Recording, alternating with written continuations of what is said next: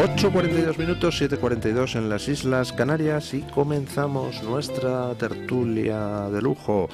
Además, con dos tuiteros empedernidos, de los más combativos, de los más odiados, de los más insultados y de los que más caña dan.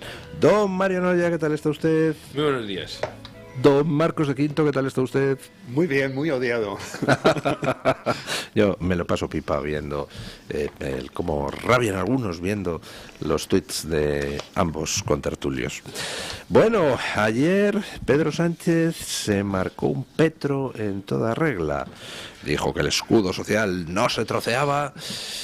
Y oiga, tardó 8 horas en desmentirse a sí mismo. Al final se trocea el decreto ómnibus. Va a presentar ahora en lugar de, como decía no sé quién en Twitter, en lugar de un ómnibus va a presentar un minibús con solo 29 de las 80 medidas.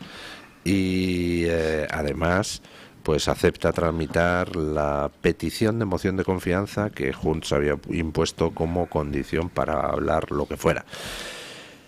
Y además todo con una escenificación tan humillante para ser ministro de Sánchez uno tiene que tener la dignidad, pues no sé, de una rana o algo por el estilo. Aplazó el Consejo de Ministros porque estaba negociando con Puigdemont, metió a los ministros en una sala, ahí los ministros esperando, haciendo tiempo, mientras en otra sala estaban negociando con Puigdemont a ver las condiciones para poder dar el sí al decreto minibús. Es realmente... No sé cuál es el límite de Sánchez a la hora de arrastrarse para poder continuar un día más en la Moncloa, ¿no? Sí. Esto pasa me estaba acordando cuando él decía menuda inventada. Y yo creo que lo que hay que sacar es la frase de menuda envainada, porque no solamente se la ha envainado aquí, sino también con lo de Muface, con todo. Es que es una tras otra. Este hombre, la verdad, que tiene una capacidad tremenda para cambiar de posición. A mí lo que me da muchísima tristeza y pena es ponte los zapatos de que si fueras, bueno, sé que es difícil, que si fueras militante socialista o si fueras tertuliano, sicario a sueldo de los socialistas o portavoz socialista, pues es durísimo, debe de ser durísimo, o sea, tener que salir a decir una cosa y de repente te cambian el tablero y tienes que ir a decir la otra. O sea, no se te les da mucha rabia, pero luego ¿eh? Cuando miran la nómina mensual del cargochollo donde estén, se les pasa enseguida. Sí, por eso yo creo que les tendrían que subir el sueldo, porque ya creo que el precio, lo que están pagando de dignidad, a no ser lógicamente que valoren su dignidad muy poquito, que puede ser el caso, pero si no, yo creo que a Pedro Sánchez, y desde este micrófono yo quisiera decírselo, oye, sube el sueldo a tus portavoces y sobre todo a tus sicarios mediáticos, a tus tertulianos, porque les estás poniendo cada día el trabajo más complicado.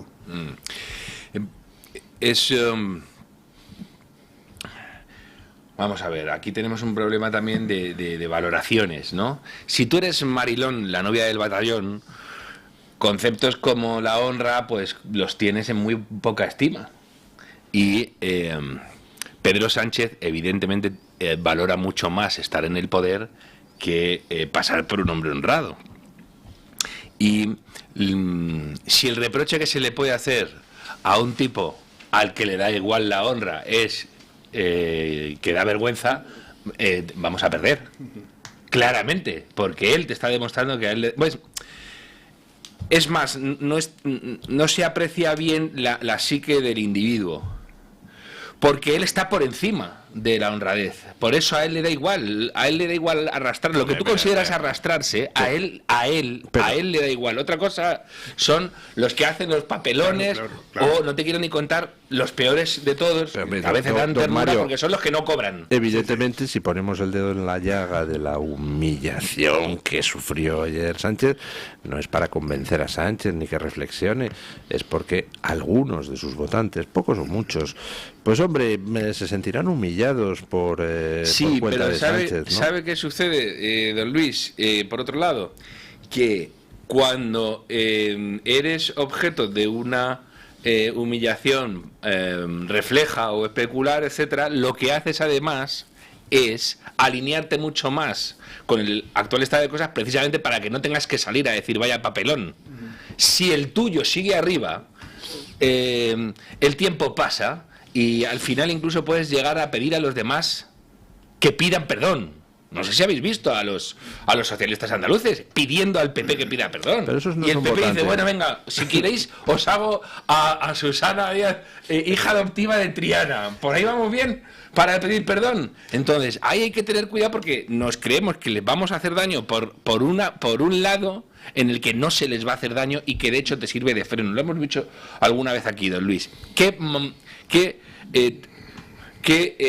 tapaba, que cegaba las posibilidades de crecimiento del PP en el País Vasco cuando les pegaban tiros en la nuca. Precisamente que se ponían ante las pistolas. Porque tu vecino que no se pone siente que está en inferioridad moral contigo. ¿Y qué hace? Una reacción muy humana.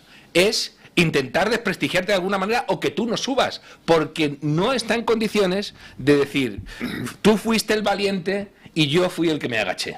Así que si consigues que el mainstream esté de tu lado y que tú seas uno más entre los corderos, ganas la partida. Por ahí tenemos que tener claro ese análisis. Otra cosa es el destrozo institucional que está haciendo. Sí. Hay un tuitero que se llama Aristóteles que dijo ayer, fijaos, una cuestión de confianza, artículo 112 de la Constitución Española, la plantea el presidente. Es una anomalía constitucional que se pacte con el legislativo, y más si se condiciona a la aprobación de un real decreto que parece inconstitucional. No hay urgente necesidad. Estamos normalizando barbaridades. Aquí está la madre del cordero. Sí, pero vamos a ver, una moción de confianza la tiene que presentar el presidente del gobierno. Eso lo sabe todo el mundo. Lo que está diciendo Junts es una PNL donde se le insta a que la presente, que es otra cosa distinta. Eso es perfectamente constitucional. Y eso es totalmente constitucional. Entonces, lo que utiliza, que yo creo que es un truco Junts, es decir, vamos a votar una PNL en la que se le inste a que él lo haga.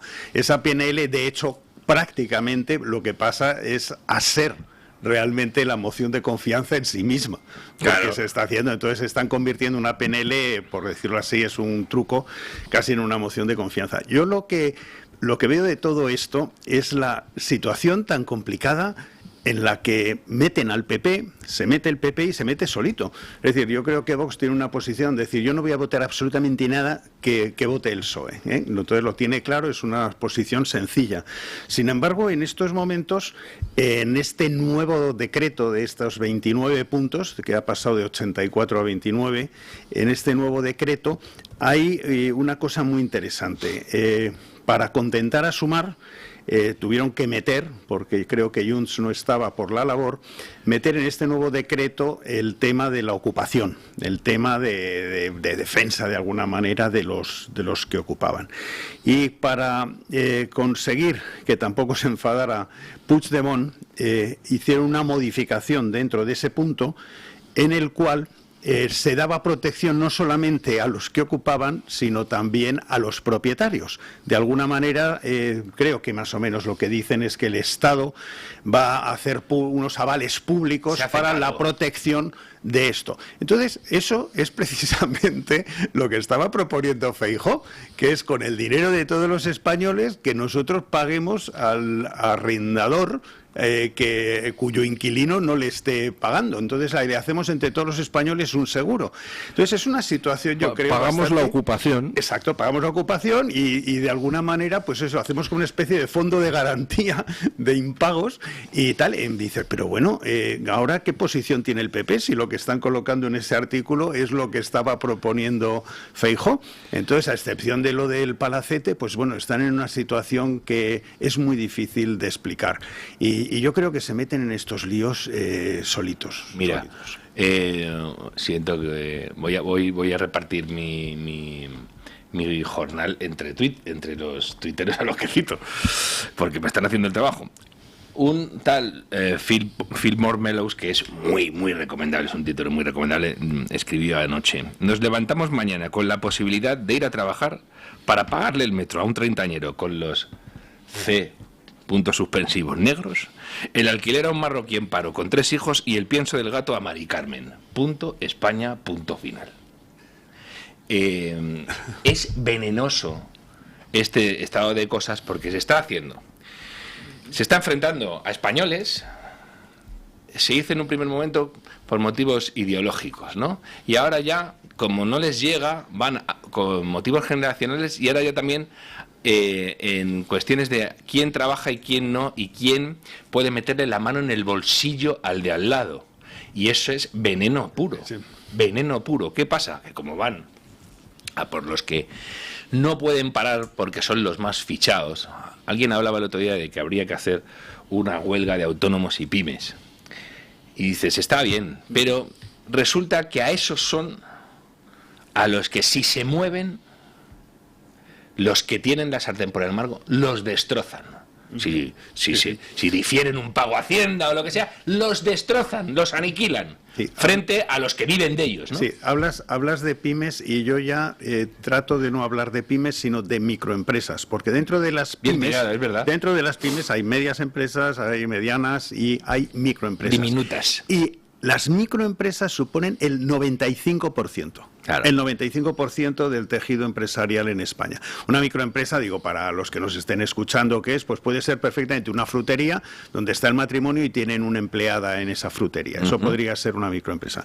Si sumas autónomos y microempresas, pues prácticamente es eso, el 90% de lo que es el tejido del sector privado. Y el sector privado, que pues en estos momentos suponen como, pongamos, aproximadamente 13 millones de personas, están sosteniendo básicamente a otros 13 millones de personas, que son los funcionarios, los enchufados, los parados, los jubilados, etcétera, etcétera, que suman una cantidad más o menos similar. Entonces, pues bueno, pues cada día se está ordeñando más a ese sector, porque de hecho ahora ha salido la EPA y parece que crece el empleo. Bueno, no, el empleo privado ha descendido y la única cuestión es que cada vez tenemos más gente viviendo del presupuesto público y el presupuesto público sale de los bolsillos del sector privado. Si se acaba con el sector privado, pues aquí no hay ni jueces, ni hay policías, ni hay médicos, ni hay profesores, ni hay nada. Y este es verdaderamente el drama. Estamos además generando una sociedad que se está peronistizando justo cuando Argentina se desperonistiza y en las mismas circunstancias en las que vivía sobre el alambre Argentina. Con esos datos que está dando Marcos y añades el pavoroso paro juvenil y añades que el grupo de jóvenes estadísticamente es el que no se ha recuperado aún del estado en que estaba en 2021 y añades que el salario mínimo interprofesional supera el 60% en 10 comunidades autónomas, dices, madre mía, sí, que estos mismos que nos están diciendo que vamos como un tiro y que luego tienen que legislar porque sale la gente diciendo que no me puedo pagar la letra del coche, la de la casa, el abono transportes, dices, bueno, pues veremos a ver cómo nos vamos a apañar, porque no hay manera de sacar esto adelante. No hay manera. Sí, estamos viviendo una atraco. Hay una manera, que es lo de Trump.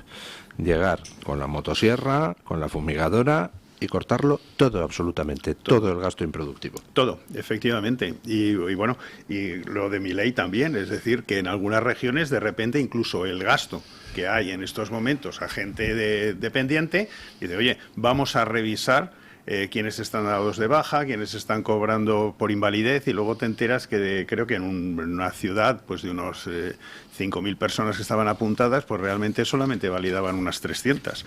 Pero os digo, estamos viviendo un robo continuo, porque se está yendo también la economía y están incrementando la caja de Hacienda y encima tenemos una deuda galopante porque vienen fondos de fuera.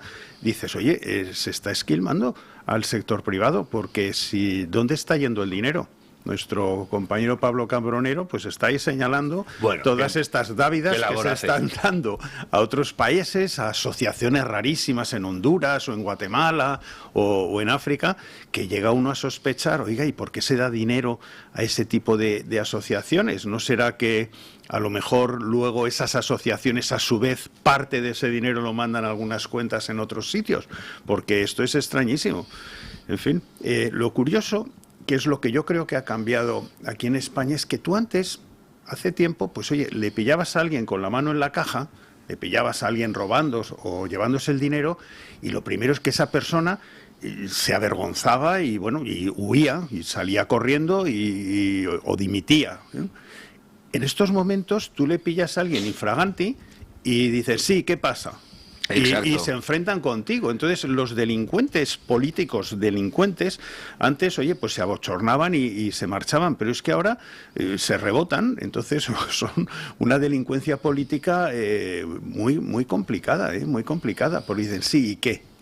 Y no solo, sino que fijaos, los que deben el poder a que hicieron sonar la alerta antifascista porque llegaba Vox, etcétera, están en manos de Junts. Y de un partido además que es proclamadamente antiespañol y que tiene a una portavoz en Madrid cuya cara es el espejo del alma, es decir, tiene cara de asco y de estar oliendo a pies sin lavar, porque España es lo que le a esta mujer le huele mal, su dinero no olet, ¿no? Que diría el clásico, ¿no? Pero España sí, y entonces para ellos es especialmente gratificante ver al jefe del gobierno del Reino de España hacer este tipo de papelones, ¿no? El problema es, de nuevo, esto es un campo de minas.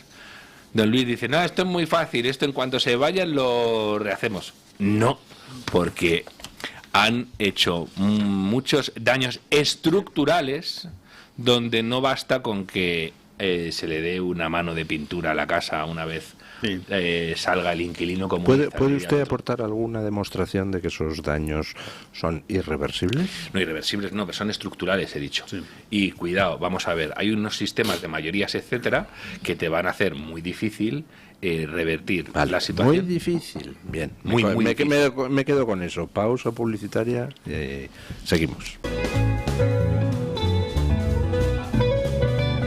Bueno, se ha incorporado a nuestra tertulia doña Rocío de Mer, diputada nacional de Vox por Almería. Doña Rocío de Mer, bueno, pues es uno de los diputados más activos en todo el tema de inmigración, que podemos hablar del tema de inmigración en esta tertulia, pero hoy la convocamos para hablar pues de otro tema, una iniciativa que ha presentado el grupo parlamentario de Vox con un plan para fomentar la natalidad con el fin de revertir el suicidio demográfico de España, que la verdad es que los datos son espeluznantes. No es exclusivo el problema de España, todo Occidente está en una situación terrible, pero bueno, a nosotros nos preocupa España, ¿no? Y bueno, pues quizá nos pueda usted explicar, doña Rocío, buenos días, por qué este plan ahora y qué se pretende conseguir con él. Bueno, en primer lugar, encantada de estar aquí en Mañanas en Libertad, sobre todo contigo, don Luis. Y bueno, es verdad que yo creo que es uno de los temas que muy pocas veces está en la agenda política, pero sin embargo creo que es fundamental, porque es el suicidio demográfico al que está abocado Occidente, ¿no? Y muy fundamentalmente España. Veíamos el otro día un artículo muy valiente en ABC, que por cierto ahora se ha restringido a las suscripciones, y un mapa en el que se podía ver prácticamente la densidad de inmigración en cada barrio, que ahora sospechosamente no hay acceso en la web a este mapa que publicó ABC el otro día. Y bueno, pero sí ponen en evidencia pues una de las cuestiones fundamentales que están afectando a nuestro país, insisto, de las que tampoco se habla, ¿no? Y es que en nuestro país, desde el año 2018, desde que, por poner alguna referencia, ¿no?, desde que Sánchez llega a la Moncloa, ha perdido 1,2 millones de españoles autóctonos. 1,2 millones de españoles autóctonos. Y sin embargo ha ganado 3,3 millones de personas que han nacido en el extranjero, ¿no? Es decir, el saldo, evidentemente, como decía el otro día la nueva vicepresidenta, la que sustituye a Teresa Rivera, decía el otro día en una interpelación parlamentaria, bueno, pues que el saldo era positivo, que la población en España había crecido, por lo tanto no había ningún problema. Pero claro, ¿qué España estamos construyendo? Una España en la que hay cada vez menos españoles, una España en la que en el año 2018 un 13% de la población era extranjera y ahora estamos en más de un 20% prácticamente, casi 1 de cada 4 ciudadanos que hay en España es de origen extranjero, amén de la cuestión de las regularizaciones de las que se ha hablado también en los últimos meses. Es decir, hay una pregunta fundamental que es hacia dónde vamos, la amenaza que supone también no solo para el riesgo de alguna manera de prosperidad económica al que siempre va ligado la demografía, sino al mismo tiempo pues la pérdida de cultura, la pérdida de identidad en nuestro propio país, ¿no?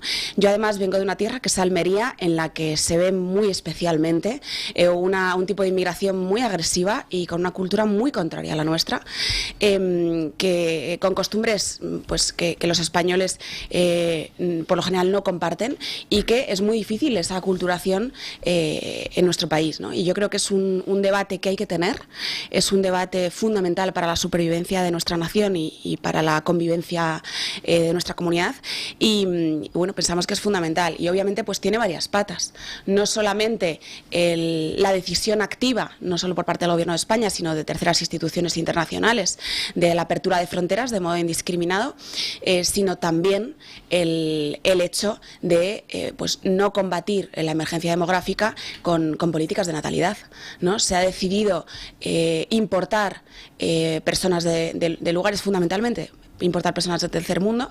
Luego decimos todo el rato que queremos luchar contra la pobreza y tal.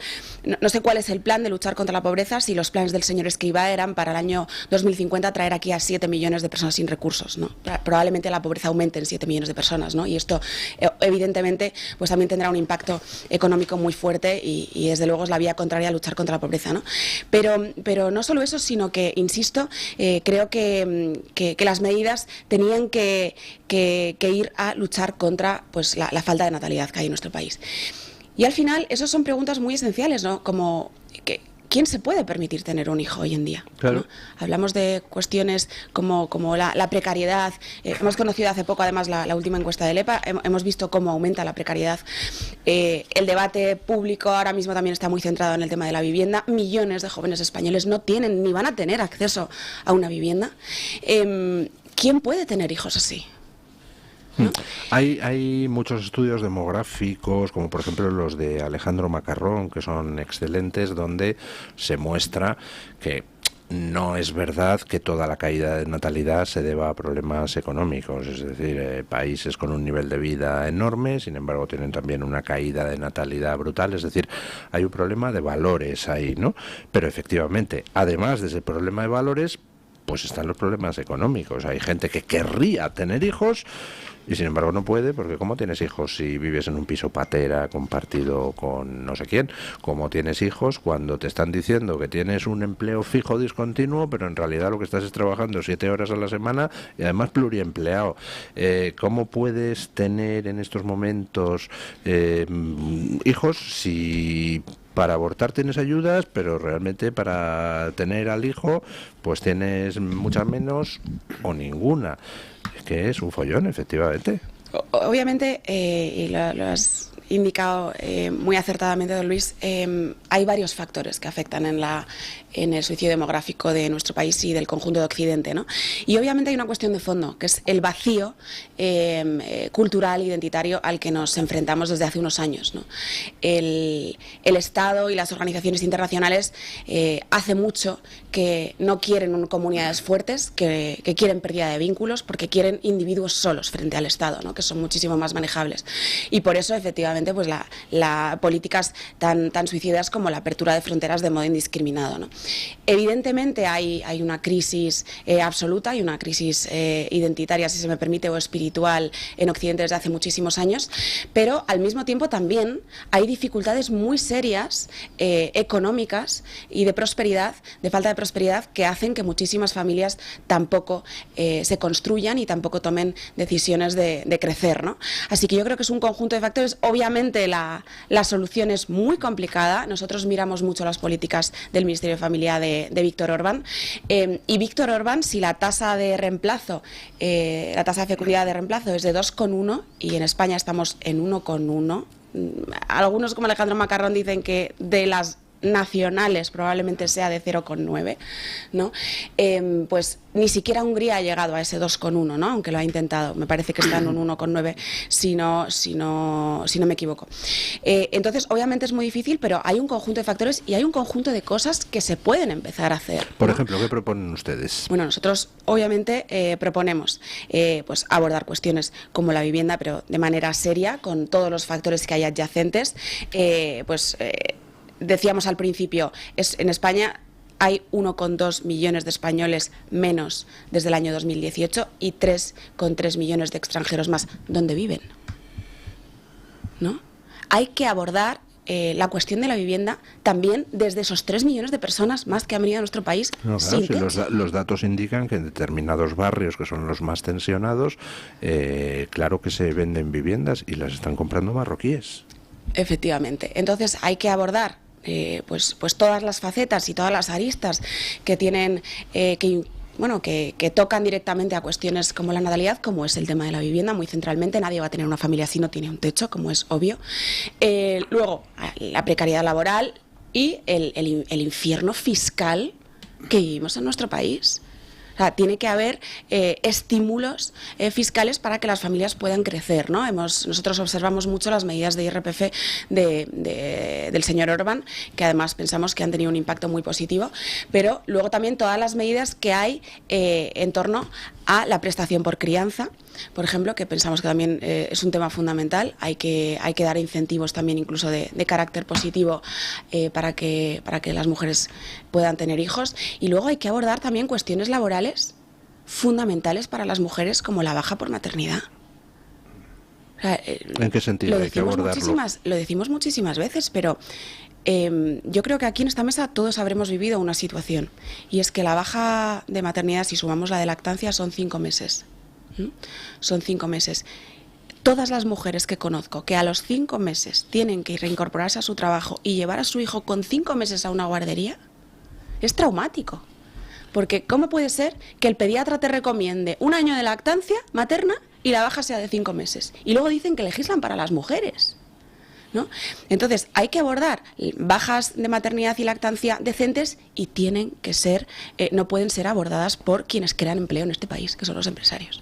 Hay que hacerse preguntas que son preguntas valientes, son políticas pues que muy difíciles de aplicar, pero que es necesario aplicar si nos tomamos en serio el despeñadero al que está encaminado Occidente de manera prácticamente irrevocable. ¿Quieren ustedes preguntarle algo a doña Rocío? No, yo estoy absolutamente de acuerdo con las cosas que ha estado diciendo Rocío. Yo creo que hay un tema cultural importante. Antiguamente, la seguridad social eran los hijos. Eran cuántos hijos tenías, que podían trabajar el campo, que podían trabajar contigo y que al final te podían mantener.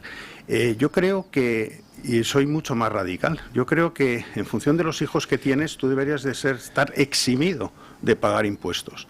Porque si yo tengo en estos momentos 4 hijos. Esos 4 hijos, de alguna manera, trabajarán y pagarán las pensiones de amigos míos solteros. Yo he tenido que invertir en los pañales, en todo lo que me han costado esos 4 hijos, y en educación y en un montón de cosas. Es decir, los gastos que yo he tenido por tener 4 hijos no los han tenido amigos míos solteros que han podido dedicar su dinero pues a viajar y a divertirse y a vivir de otra manera. Sin embargo, mis hijos no me van a pagar la seguridad social a mí, sino también se la pagarán a él. Por lo cual, de alguna manera, también esto tendríamos que verlo. Hay un tema también que era lo que comentabas de ese tema cultural respecto a la familia. Mira, el sueño húmedo de la izquierda y de los socialistas pues es esto del hombre nuevo que siempre el comunismo quería crear, que es un hombre al servicio del Estado en vez del Estado al servicio del hombre. Y para crear ese hombre nuevo, lo que había que hacer era quitarle los referentes, y los referentes son la familia o la religión o la patria o la historia. Luego, de hecho, yo creo que nosotros lo que deberíamos es eso, estar primero concienciando a la gente y facilitando, sobre todo desde el punto de vista económico, que tener hijos, que te eximan impuestos, etcétera, y por otro lado, ver, lógicamente, qué inmigración queremos. Yo en este sentido, los países hispanoamericanos para mí me parecen que son todos españoles, porque de hecho hace pocos siglos eran españoles, pertenecían a la Nueva España y tenían todos los derechos como españoles más. Luego para mí prácticamente ellos no serían inmigración. Yo creo, estoy de acuerdo, son españoles del otro lado del Atlántico. Son españoles del otro lado, porque recientemente, cuando vinieron las guerras de independencia, históricamente, pues es relativamente desde hace bastante poco. Lo que es curioso es que aquí lo que quiere el gobierno es una inmigración pobre. Quiere que inmigren aquí pobres. Y, lógicamente, si viene aquí gente, profesionales, o gente que se quiere comprar una casa, que ahora aparentemente, si eres extracomunitario, te van a poner dificultades para poderte instalar aquí, y dices, ¿pero qué prefieres? ¿No prefieres que venga un inglés que es extracomunitario y se compre un chaletito o en Almería o en Málaga o en cualquier sitio y se deje el dinero en restaurantes y en tiendas en España? A esos no los quieres, pero sí quieres los que te vienen en patera, que encima les tenemos que pagar el hotel de 5 estrellas, darles las ayudas por vivienda. ¿Es esa la inmigración que tú quieres? Y te estás cargando lo que pueden ser profesionales o gente que venga aquí que encima se compre la casa, que no es que necesiten subsidios, sino todo lo contrario, que aportan aquí su dinero. Eso es lo que es realmente pues una vergüenza. Entonces, lo que es irreversible, porque antes fuera de micrófono estábamos comentando temas de qué es reversible y qué no es irreversible, y ahí Jorge Tamargo hizo una exposición una vez en Pie en Pared muy interesante. Lo que es irreversible es cuando culturalmente cambias un país. Y si nosotros seguimos con los datos de la inmigración que estaba comentando Rocío, pues bueno, lo que es irreversible es que a lo mejor dentro de 20 años en España ya no se puede comer jamón. Eso sería. Y estamos viendo lo que está sucediendo en otros países de Europa. Por lo cual, esto sí que debería de ocuparnos más, porque el resto de las instituciones es reversible. O sea, sacar a Tezanos a gorrazos de donde está, o sacar al fiscal general del Estado, o lo que sea, eso sí siempre se puede hacer. Pero cambiar la estructura social en España, pues es algo que a lo mejor nos podemos arrepentir luego durante generaciones. Yo haría también otra reflexión, doña Rocío, ¿no? Digo, por abundar en Marcos, más que hacer preguntas, y ya le lanzo por si quiero comentar ahí. La sociedad ha cambiado. España no la reconoce ni la madre que la parió. Mira, hablando de natalidad y maternidad, como diría Guerra, ¿no? Y fijaos en cosas tan elementales como no puedes ser una familia numerosa y modesto porque te obligan a tener un coche que no te vas a poder pagar. Las delirantes políticas de seguridad que se han implantado hacen que los pobres, si quieren tener hijos, tienen que decir, bueno, voy a tener hijos y voy a dedicar mi vida a ir en autobús, en metro, porque no voy a poder comprarme una furgoneta, o tengo que ir en furgoneta. Tengo amigos que han tenido que decirme, tengo que comprar una furgoneta como si fuera el panadero de mi barrio, porque con las sillitas homologables no puedo entrar en un coche normal y corriente. Deseadme suerte, chicos, a ver si las encuentro. Luego, el Estado se ha pasado de que las familias sean la base de la sociedad a que sea el Estado, y el Estado además ha incentivado que tú puedas desarrollar familias sin familia, modelos de madres solteras, etcétera, porque te han financiado que hagas eso. No necesitas, sobre todo al padre, no lo necesitas, chicos, tranquilos, aquí vengo yo con el cheque. Así están, por ejemplo, las comunidades que más han dependido del Estado, por ejemplo, en Estados Unidos. No necesitas las comunidades al padre, negras. pero necesitas luego el psicólogo. Totalmente, y luego miras además lo que ha sucedido ahí. Estábamos hablando, por otro lado, de la natalidad, los hijos por mujer en España, y el otro día circuló por Twitter una gráfica con fuente en el INE. Hijos por mujer en España en 2022, por lugar de nacimiento de la madre. En total es 1,16, y nacimiento de la madre España 1,12, mientras que tenemos Marruecos 2,51, no quería esta tasa de reemplazo, Argelia 2,11, África subsahariana musulmana 3,23, resto de la África subsahariana 1,93, Pakistán 3,38 y Bangladesh 2,92, por ejemplo, ¿no? Así que vemos que efectivamente se está hay un episodio de transformación social. En cuanto a los impuestos, yo soy partidario de que se bonifique mucho, pero que pague todo el mundo. Por una cuestión del no taxation without representation. No me estás regalando nada, pago mis impuestos y te voy a exigir. ¿Me quieres luego bonificar al 99%? Vale, pero yo pago mis impuestos. No vayas a creerte que eres el rey que has decidido concederme el derecho a no pagar impuestos. Bonifícamelos, pero yo lo pago. Yo creo que es interesante. Y luego lo de los españoles de los dos lados del Atlántico, tampoco conviene hacer el Canelo. Hay un montón de inmigración aquí de países fallidos hispanoamericanos. Ya, pero Fallidos. los países fallidos no son personas fallidas. No, perdón, pero un momento, porque estamos diciendo que hay transformaciones culturales y de repente nos encontramos con que hay barrios donde no hay marroquíes, pero puede haber bandas latinas que se han degradado hasta niveles aberrantes porque hay unos tipos que han salido de un país que ha dejado de ser un país o que no funciona como un país, como un Estado, y sus políticas de bueno, me voy a hacer fuerte en mi país. Tiene usted razón, don Mario Noya. Es español, pero ahora tenéis. Hay barrios donde no puedes entrar porque hay auténticas bandas organizadas. Por ejemplo, yo que sé, algunos pueblos alrededor de San Sebastián. Pero son bandas organizadas de españoles abertzales, oiga, entonces ahí no puedes entrar. Claro, los tienes aquí, pero no, que hay que cuidado. Los delincuentes, hay que hacer el Canelo ahí. Los delincuentes se los mandamos a Petro, aunque no sean colombianos. Claro. ¿Vale? No, y sobre todo el avión militar. Es tremendo. Dejemos que comente doña Rocío, que aquí parecemos nosotros los entrevistados. Justo me ha venido a la cabeza las bandas abertzales. La última vez que vi una banda abertzale, yo creo que el nombre medio sería Mohamed o Mustafa. O sea, las bandas abertzales cerca de Bilbao y San Sebastián de hoy en día son muy diversas, ¿no? Sí, están muy lejos de esa patria que quería Sabino Arana, ¿no? Hasta tal punto va a llegar la muerte del terrorismo, va a ser precisamente por la cuestión de las fronteras abiertas, ¿no? Bueno, ya hay en las fiestas patronales en algunos pueblos del País Vasco enfrentamientos a palos de marroquíes o magrebíes en general con abertzales, ¿no? Bueno, y como ha sucedido en Cataluña, ¿no? Puyol y sus políticas antiespañolas de no quiero inmigración hispana porque no les puedo enseñar catalán porque hablan español y eso va a ser la españolización de Cataluña, prefiero marroquíes. ¿no? Sí, pues está cosechando los sembrados. Y ahora va camino de ser el Emirato Árabe de Cataluña, ¿no? O de Cataluña, como dice mucha gente, ¿no? Así que, evidentemente, ¿no? Yo quería también ahondar en una de las reflexiones que ha hecho Marcos de Quinto, que me parece súper interesante y creo que es una de las claves, que es que los oyentes se imaginen, sí, cualquier problema del que estemos hablando en nuestro país, si tiene o no solución, ¿no? La desindustrialización, pues mira, pues obviamente es una cuestión fundamental para nuestra prosperidad económica, pero se puede resolver. Se tarda tiempo, sí, en función de hasta dónde hemos llegado con el Green Deal y con la ley de cambio climático, ¿no? Pero tiene solución, ¿no? Pueden plantearse políticas que lo puedan resolver. Pero la demografía es irrevocable. Las personas, la comunidad de personas que tú estás configurando y los hijos que van a hacer esas personas y el reemplazo generacional que va a tener esa comunidad, esos pueblos, esos barrios de tu país, eso es irrevocable, eso no tiene solución.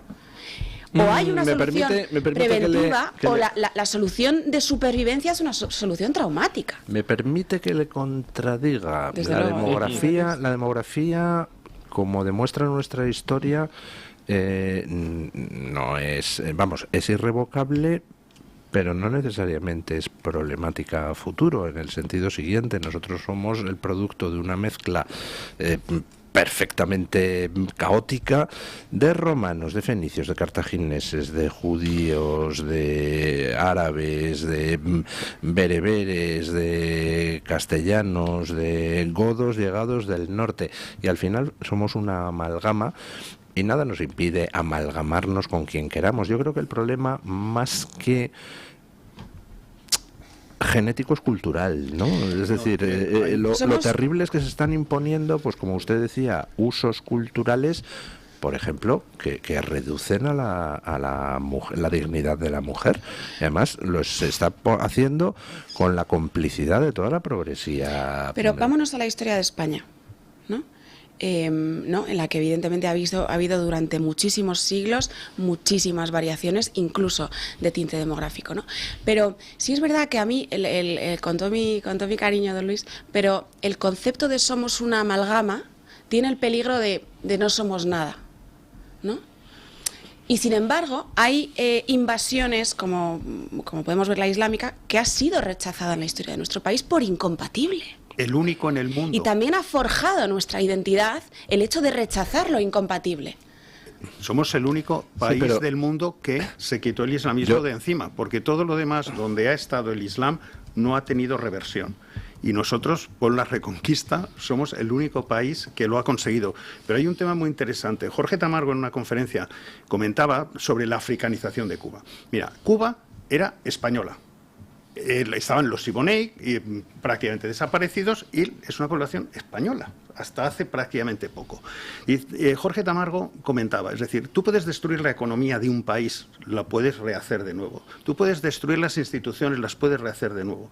Pero si africanizas Cuba, que es un poco lo que se ha hecho por diseño, que es decir, una Cuba que era española y católica, pues de repente dices, empiezas a africanizarla. Desde el punto de vista religioso, con todas las religiones yoruba, etcétera y tal, para crear algo que es el cubano, que es distinto al español, porque precisamente lo que has tratado de hacer es crear ese cubano, cuando eran españoles, pero españoles todos.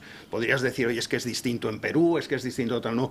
En la isla de Cuba eran todos españoles. Pues ese cambio es lo que llega a ser irreversible, porque tú puedes revertir la economía, puedes revertir las estructuras del Estado, pero no cuando africanizas de repente algo como la isla de Cuba. Y es como islamizas, a lo mejor mañana, Bélgica, o islamizas cualquier otro país. Eso ya es mucho más difícil de ser recuperado. Y eso es lo que... Pero les pongo dos ejemplos. Nuestra Reconquista. Hombre, nosotros pudimos echar al Islam de España y eso es una de las grandes gestas de nuestra historia y podemos estar orgullosos de haberlo hecho porque gracias a eso e impedimos España... que entraran en Europa con la batalla de Lepanto y con todo. Exacto. Entonces podemos estar orgullosísimos, pero fue un Islam cultural y religioso. En la práctica, el terreno español era una mezcla de razas donde Abderramán III era pelirrojo y con ojos azules porque era hijo de una cristiana que formaba parte del harén de su padre. Entonces, esa mezcla de razas, pues en sí misma no hay ningún problema en absoluto. El problema es cultural, el problema son los valores. Desde luego la integración, o sea, los movimientos demográficos en la historia de la humanidad y desde luego en la historia de España son incontables, son absolutamente incontables, ¿no? La cuestión es la intensidad, la masividad, el corto plazo o el largo plazo, ¿no? Es decir, cuando te dicen lo típico, ¿no? Los progres siempre te vienen con no, porque inmigración ha existido desde el principio de la humanidad, ¿no? Nosotros también fuimos inmigrantes, todos estos argumentos que suelen sacar a la palestra de vez en cuando, ¿no? Como que si estás en contra de eso, estás en contra de algo que es connatural prácticamente al hombre, ¿no? Y obviamente las poblaciones y las comunidades y las personas individuales se han desplazado a lo largo de la historia del mundo por millones de motivos, ¿no? La cuestión es, esos movimientos demográficos, cuando han sido masivos y en un corto plazo de tiempo, se han llamado invasiones.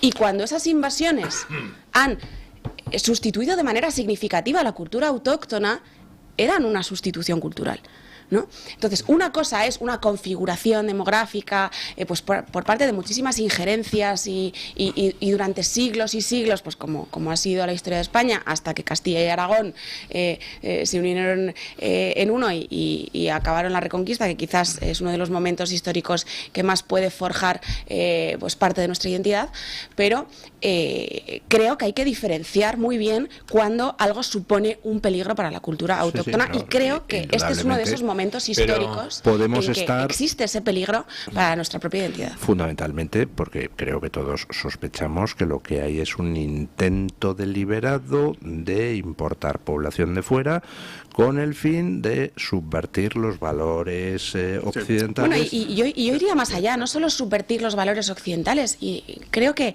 con el fin de desestabilizar la sociedad en sus cimientos, ¿no? Acabar con los vínculos, crear pues el hombre, el individuo solo, sin sensación de pertenencia, sin pertenencia a ningún lado, sin vínculos, sin raíces, que es muchísimo más manejable este formato para el Estado que ellos pretenden construir, ¿no?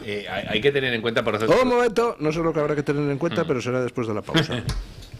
Bueno, Vox ha solicitado también la retirada del acuerdo de París, exactamente como acaba de ordenar Trump. Trump se ha retirado del acuerdo de París, también el gobierno argentino lo está evaluando. He visto por ahí alguna información en Twitter de que el gobierno italiano lo estaba evaluando, pero no estoy seguro de que sea cierto. No todo lo que uno ve en Twitter es cierto y no he podido comprobarlo. ¿Por qué Vox quiere que nos retiremos del Acuerdo de París? Bueno, el Acuerdo de París, firmado en el año 2015, es un lastre para las economías occidentales.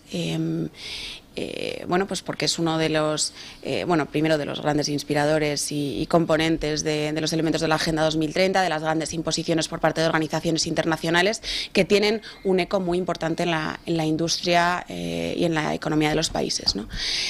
Porque al final pues condiciona toda la industria, genera pues el mercado de las emisiones de CO2, genera políticas comunitarias como el Green Deal. En definitiva, es uno de los acuerdos que está marcando la depauperación de Occidente y muy particularmente de Europa y de España a pasos agigantados, ¿no? Así que desde luego nosotros pensamos que es el tiempo de la soberanía, que es el tiempo de los patriotas, que esperemos que llegue pronto en España, pero que en Estados Unidos pues tienen la gran suerte de tener una persona que va a velar por sus intereses y que va a velar por su economía y por la prosperidad económica industrial de Estados Unidos, ¿no? Y insisto que el Acuerdo de París es un lastre para ese desarrollo de la industria, ¿no? Y es más bien pues un ancla de desindustrialización. Yo soy muy conspiranoico, doña Rocío, yo creo que es un lastre consciente, es decir, que en Occidente hay gente que ha diseñado una estrategia perfectamente meditada para arruinar a Occidente,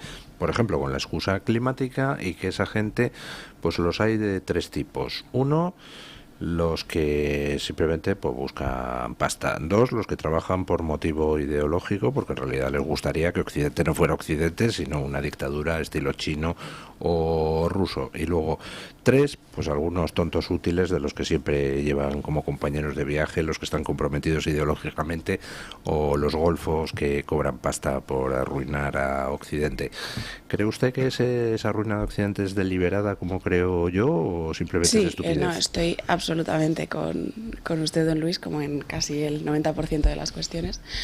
Y en este caso, desde luego, yo creo que es deliberada, que hay muchísimos ganadores y bueno, como en tantas otras cuestiones, ¿no? Que afectan a España, ¿no? Podemos irnos incluso al sector primario. Hay gente muy interesada en que el sector primario en España pues no sea viable, ¿no? Y son particularmente pues aquellas personas que están muy interesadas en que ese sector primario sea viable en países terceros en los que ellos se enriquecen mucho, ¿no? ¿Quién firma los acuerdos comerciales de España, ¿no? Porque es una soberanía cedida por parte de España, ¿no? ¿Usted sospecha que hay gente, en fin, con algún negociete en Marruecos y que por eso le gusta fomentar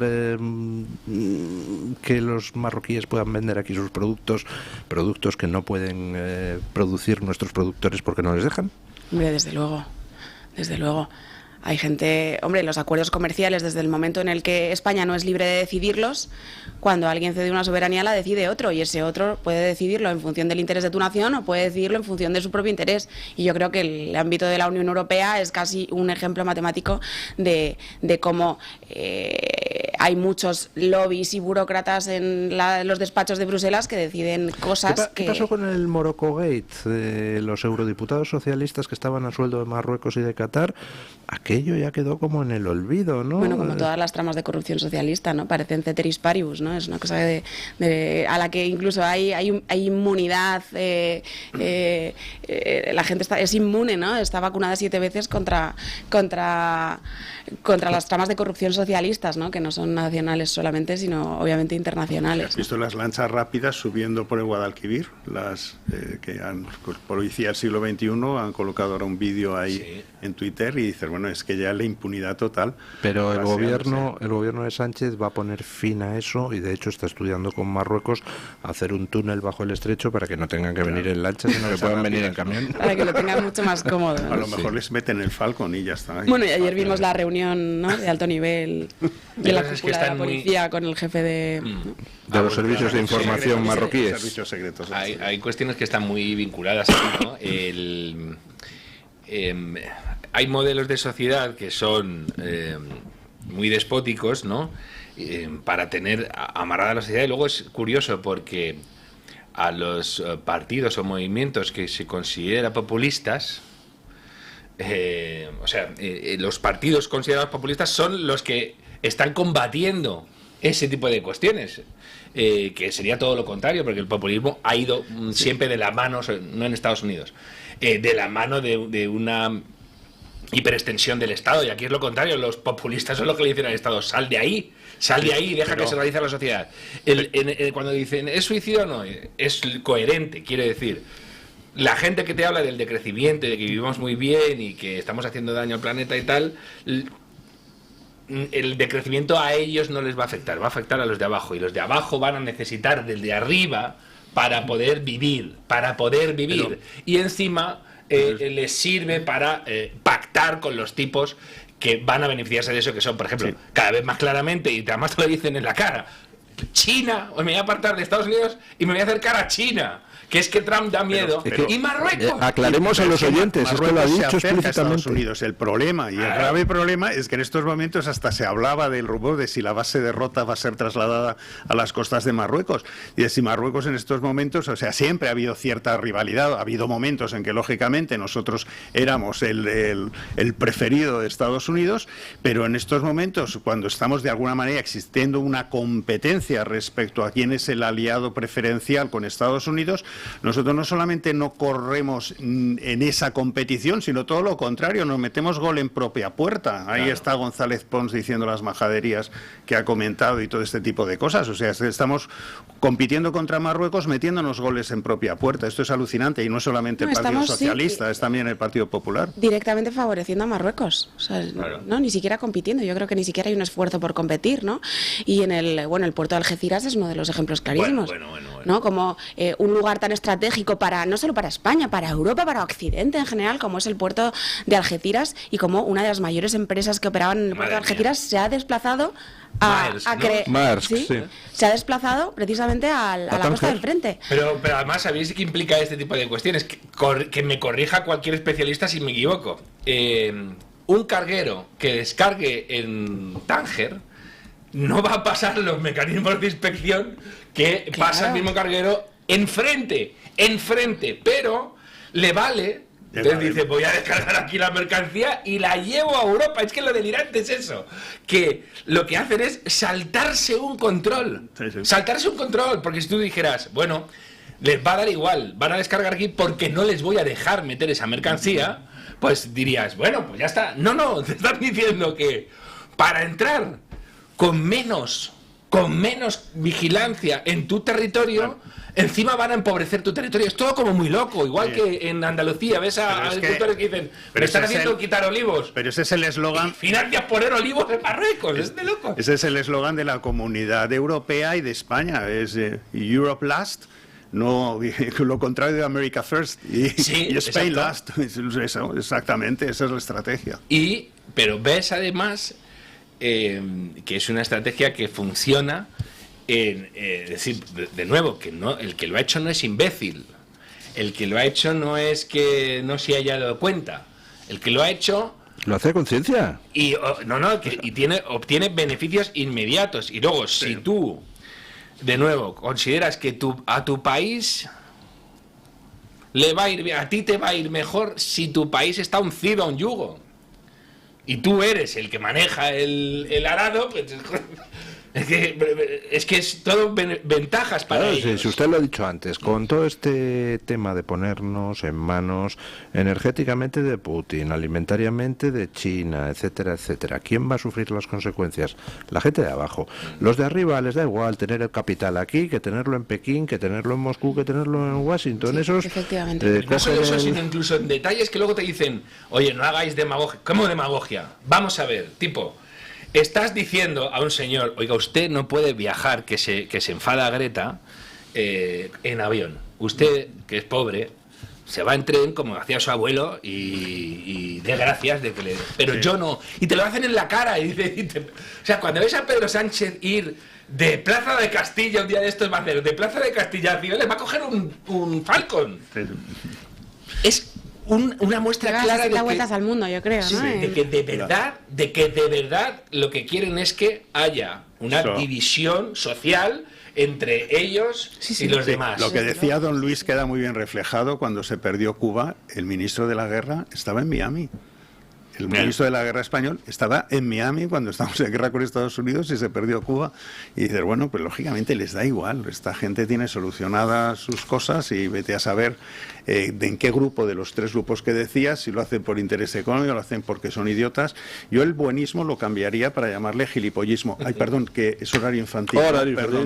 Disculpa, don Luis. No, porque eso... Yo me pregunto, ¿a qué grupo pertenecerá González Pons? ¿A los que están a sueldo de China? ¿A los que simplemente son tontos? Gazprom. O de Gazprom, claro. Yo creo que tiene un poquito el de hijo de todo. González Pons era apoderado de Gazprom, ¿no? Ah, vaya. Sí. Yo creo que un poquito de todo. A los que lo hacen por idiotez, a los que lo hacen por interés económico, yo creo que tiene un poquito de cada uno. Sí, tiene un poquito de apátrida. Ahí es verdad que hay que reparar en algo que ha dicho antes Rocío a cuenta de la irreversibilidad. Y es que hay... vamos a ver. Al político no se le puede exigir el cumplimiento de sus promesas. Eso es una cuestión alucinante que está pautada. No se le puede exigir el cumplimiento. Bueno, pues si no no se le existe puede el exigir, mandato imperativo, dice la bien, pero un Constitución. momento. Si no se le puede exigir, entonces hay que acotarle extremadamente su margen de actuación. Oiga, yo no le puedo pedir que cumpla estrictamente lo que ha pedido. Vale, pues entonces tiene usted pautadísimo el momento. ¿Dónde puede entrar? Sí. Yo a usted no le puedo pedir cuentas por su política. Vale, pues entonces usted no puede decidir la política energética de un país. O sea, sencillamente, usted no puede cerrar una central nuclear. Si no le puede pedir cuentas... Bueno, contenga sus impulsos, La realidad porque es que doña Rocío no la dejamos España hablar. está vetado, pero no por abajo, no porque los ciudadanos se lo impidan, sino prácticamente por arriba, ¿no? Claro. E insisto, una de las cuestiones fundamentales, ahora que está en el debate público lo que está haciendo Trump con las devoluciones y algunos que se han puesto valientes como Petro, ¿no?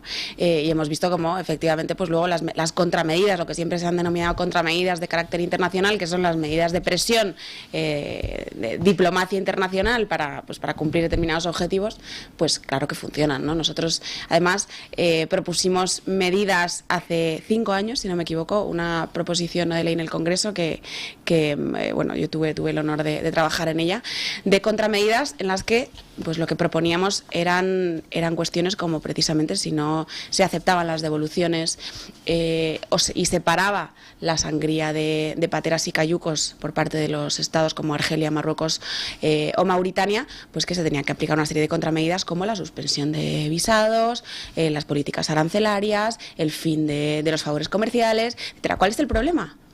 Que en realidad España, soberanamente, con la ley en la mano, no puede decidir sobre su política comercial, porque es una competencia que ha cedido a altas instituciones.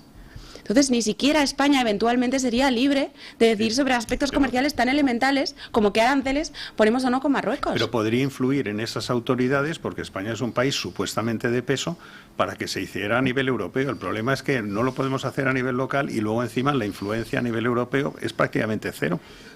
Las cuestiones de la irreversibilidad. Trump, una de las batallas es precisamente contra lo que se ha considerado irreversible. Y tiene un problemón, por ejemplo, uno de ellos, que lo hemos tocado antes, que es la inmigración. Trump lo que quiere es negar la inmigración por nacimiento. Y va a tener un problemón ahí con la Constitución. ¿Qué sucede?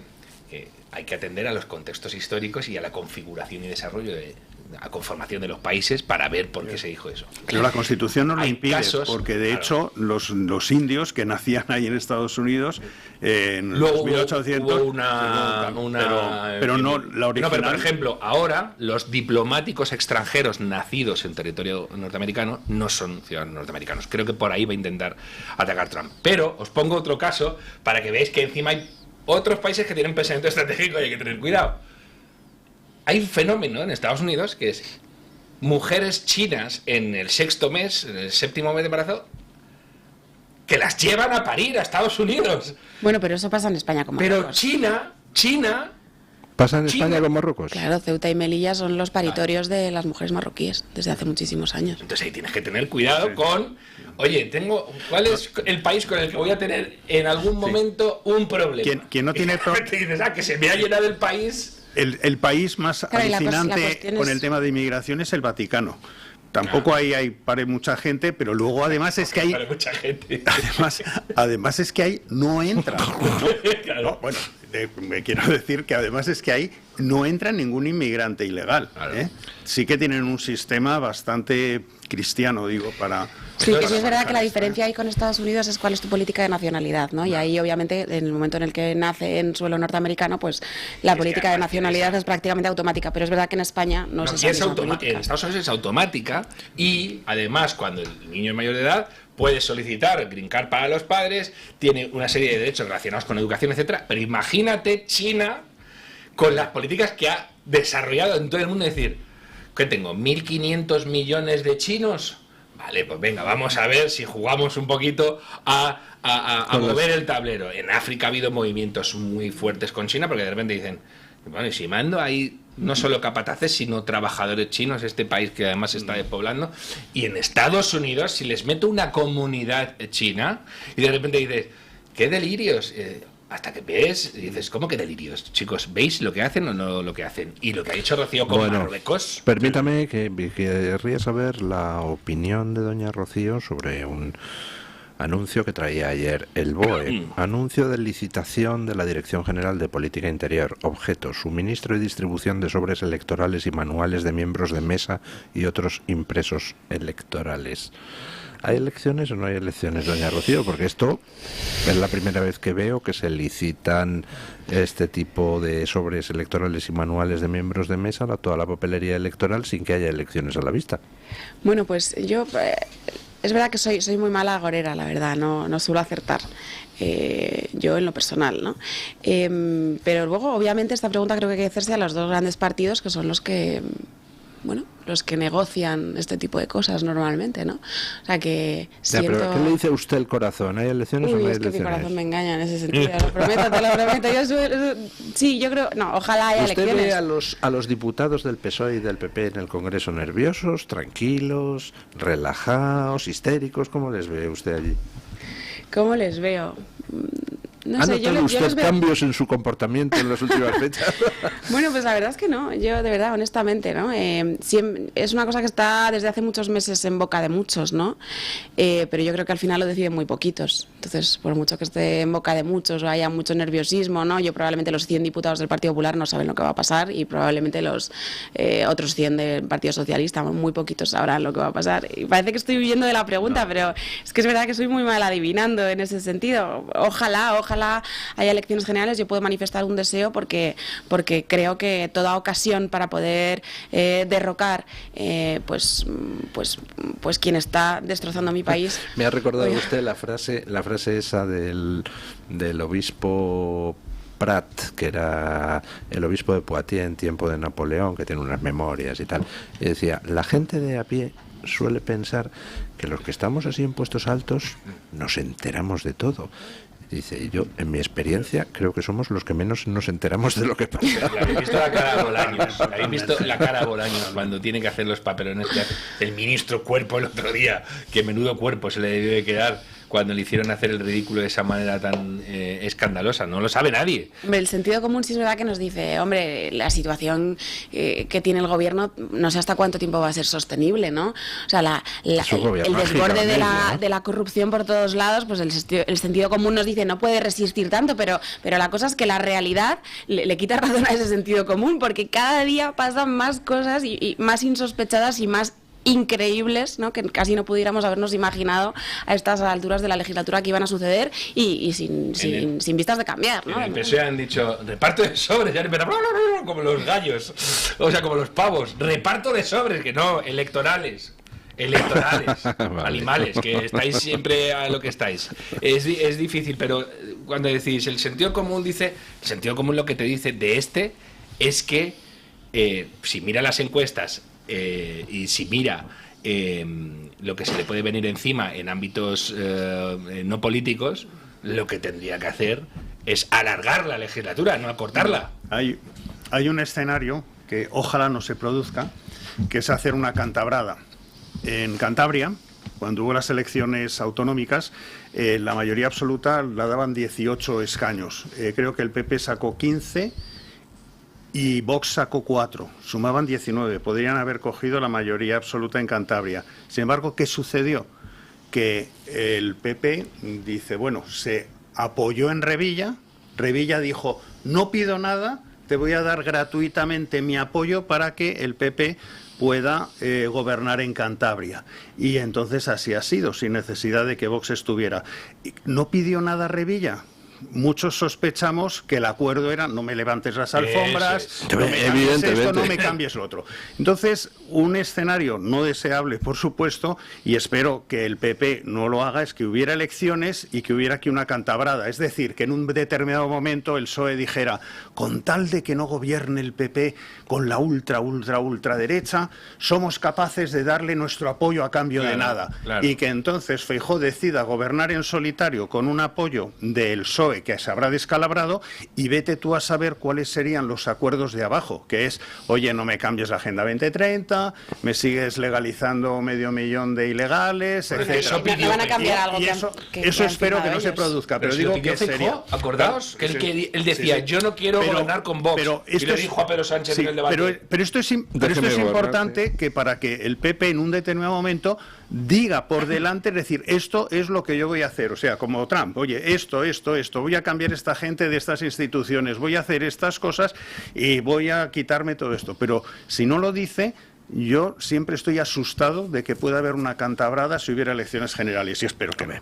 Va a haber una cantabrada, salvo que Vox tenga un resultado espectacular y que los números sean tan demoledores que el PP coja miedo a desaparecer si hace la cantabrada. Escuchas a gente como González Pons, digo, si está mucho más cerca del PSOE... El drama no es que no es solo González Pons, es que son todos, Cuca Gamarra, Borja Semper, todos los que hablan dicen lo mismo.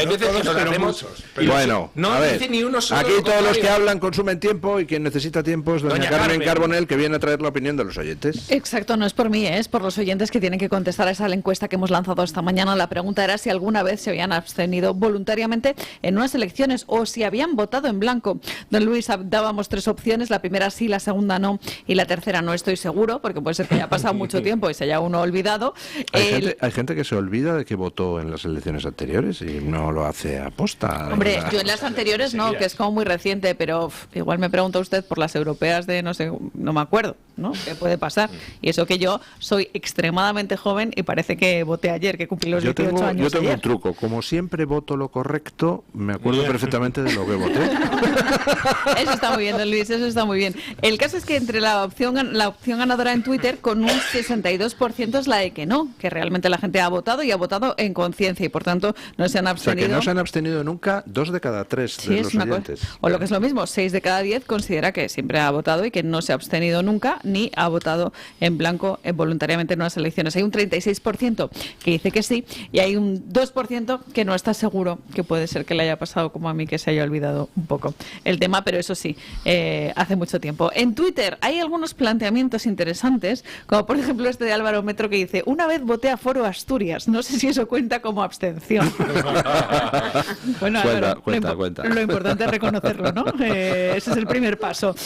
Jorge dice: desde que he podido hacerlo siempre he votado, a lo más que he llegado es a votar nulo en las municipales. Romer Ruiz reconoce que sí y añade que fue en la ridícula elección de OTAN sí, OTAN no, que maquinó el PSOE, que fue un engaño más de ese partido. Y don Luis, Marita Rodríguez nos lanza una pregunta tanto en Twitter como en el chat de YouTube, que se repite cada cierto tiempo, y se la lanza a usted, don Luis, porque quizás conviene explicar cómo es el voto en blanco y cómo es el voto nulo, o sobre todo, entre comillas, qué consecuencias tiene cada una de las dos cosas, porque yo creo que hay gente que todavía no lo sabe. Pues la diferencia fundamental es que con el voto en blanco dificultas el que entren partidos minoritarios, porque el voto en blanco cuenta como voto válido y por tanto incrementa el umbral del 3 o del 5% de votos que hacen falta para entrar, para conseguir un escaño, mientras que el voto nulo, al ser nulo, no cuenta como voto válido y por tanto no aumenta el umbral de entrada de los partidos pequeños. Esa es la única y luego que el voto nulo muchas veces es divertido, ¿no? Porque hay gente que mete rodajas de chorizo con una tiene un punto hilarante, sí, efectivamente. Y los comentarios, ¿no? O esas papeletas editadas, ¿no? Que a veces son curiosas. Ha mencionado usted el referéndum de la OTAN, que dice que se abstuvo uno de los que concretamente ha mandado su opinión. Es Romer Ruiz 63, ¿se acuerdan ustedes? ¿Qué voté? Fíjese, yo siempre me acuerdo de lo que voté en cada momento, porque siempre voto lo correcto. ¿Qué voté en el referéndum de la OTAN? ¿Voté a favor de incorporarse a la OTAN o en contra? Hombre, como se suele decir, OTAN de entrada no, que es lo que decía el Partido Socialista. Pero yo ¿qué voté? Pues sorpréndame, don Luis, yo entiendo que sí, pero no lo sé. Bueno, yo voté que no, porque yo quería incorporarme a la OTAN sin condiciones, mientras que el trilero de Felipe González puso condiciones para engañar a sus electores después de haber dicho lo de OTAN de entrada no, así que yo voté que no, porque yo quería entrar en la OTAN sin condicionamiento de ningún tipo. ¿Sabe lo que voté yo en ese referéndum? El Pacto de Varsovia. Yo era tan pequeña que no votaba. Era muy joven yo en aquel momento. Bueno, yo no sé si me abstuve una vez, pero no lo sé. Y me abstuve, pero con una causa, que es que había dejado de vivir en ese sitio y dije, ¿yo qué hago votando? Sí. Yo la abstinencia alcalde, es en unas mala, municipales? No me acuerdo. No, que digo que la abstinencia es mala. La abstinencia electoral es mala. De todas formas, usted no haga caso a don Mario Noya, porque Mario Noya es muy raro. Es la única persona que conozco que se pasó 25 minutos en la cabina de voto decidiendo su voto en unas elecciones. Sí. Doy fe, estaba a punto de cerrar el colegio electoral. Yo me fui del colegio electoral, dije, mira, ya está bien. Él seguía ahí encerrado. Bueno, fue una cosa dramática. Déjenme un último comentario de Ángel Ruiz Risueño en la comunidad de YouTube, que dice que en realidad no ha votado en blanco, sino que simplemente no ha votado durante muchos años porque no cree en una democracia en la que las listas electorales sean cerradas. Bueno, doña Rocío de Mer, muchísimas gracias por tener la deferencia de venir a este programa. Esperamos contar con usted más veces. Don Mario Noya, muchísimas gracias. Sí, a ver si le dejamos hablar un poquito. Don Marcos Equinto, muchísimas gracias. Gracias, doña Carmen, por traernos la opinión de los oyentes. Y ponemos punto final a la tertulia con don Paco Linares, que hoy nos viene a decir algo que creo que deberíamos tener todos claro a estas alturas, que los ultras, los extremistas y los violentos no son precisamente los que votan a Vox. Buenos días, don Paco. Por orden de preferencias del pueblo español, en las elecciones el tercer partido más votado fue Vox. Pero es difícil encontrar medios de comunicación que le den la importancia que se merecen sus propuestas. Buenos días, don Luis del Pino, gracias. Me estudié en su día el proyecto de Vox y me parece la iniciativa con más sentido común y más centrada en el ciudadano que ninguna otra opción política. Espero que no me desilusionen como todas las demás. Veo en Vox un partido que viene a servir y no a servirse. ¿De quién? Pues de nosotros, que elegimos a otros con impulsos infantiles. Acuérdense, 2 mociones de censura planteó Vox, que consiguieron que cada partido se retratase y además, en otro momento, se bajan del poder, perdiendo dinero por principio. Eso solo lo he visto en Vox. Mientras, comunicadores y periodistas de todo pelaje insisten en llamarles extremistas. Son unos mantas. Por eso me quedo con la entrevista que le hizo doña Alba Vila a don Santiago Abascal. Resumo. El señor Abascal decía: quitaría la cuota de los autónomos, reduciría la cuota de la seguridad social para incrementar el salario de los trabajadores. No va a prohibir el derecho a la huelga, pero lo que no va a permitir es que los piquetes utilicen la fuerza con los que quieran acudir al trabajo. Santiago Abascal continuó diciendo que reduciría las subvenciones a los sindicatos, partidos políticos y a los chiringuitos ideológicos. Mañana continuaré con el proyecto que expuso el líder de Vox a doña Alba Vila. Así que seguiremos por el mismo camino mañana. Eso, pues mañana más y mejor. Punto final.